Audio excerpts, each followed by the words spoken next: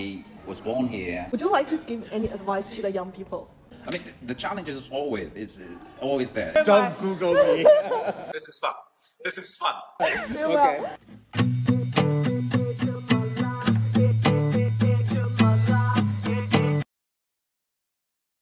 Welcome back to Emilee's channel. I'm so glad to have Ms.Emilee, my channel. Hello. I don't know what's going to happen, but basically, we come from the same small town in China, the country language, English, to communicate. This is fun. This is fun. Yeah, hi. My name is季小军. I think it's Emilee. Yeah. Here we go. Okay. Yeah.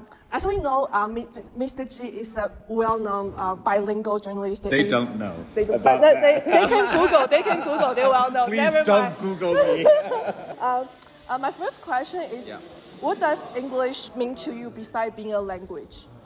Well, basically, the background is I used to be a TV host for the past 22 years. So, for an English channel in China, it used to be called CCTV 9, then renamed as CCTV News, and then renamed again as what does it mean to me? English is how I make a living for the past 22 years, right? I mean, that's what it means to me. And it changed my life, basically. English is the tool or what helped me so much. It actually got me the job, right? Obviously.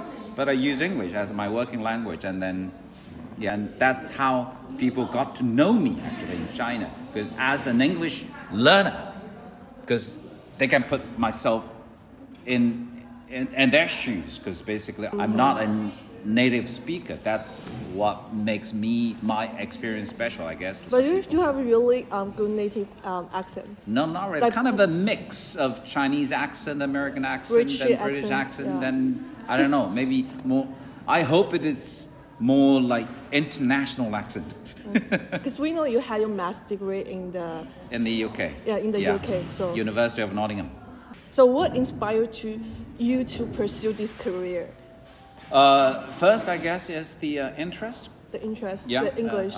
No, not English, but media is always the interest. Because even when I was in high school, I was interested in doing things like broadcasting for the whole school, pretending to be a host, and then also I got a part-time job as a radio host. The radio host. First, a radio host for 3 years. Wow. And then I went to the UK to study. When I came back and decided to be, I always actually meant to do it as a hobby, not even a side job. It's a hobby. It's an interest. But it's so important, the hobbies, because important or not, it make me feel happy, when I do. It so happened that in 2000 I got the invitation, because that's when CCTV News, the English channel. Because I know you host the Culture Express. Yeah, that's one of my shows. Yeah, it's very well known.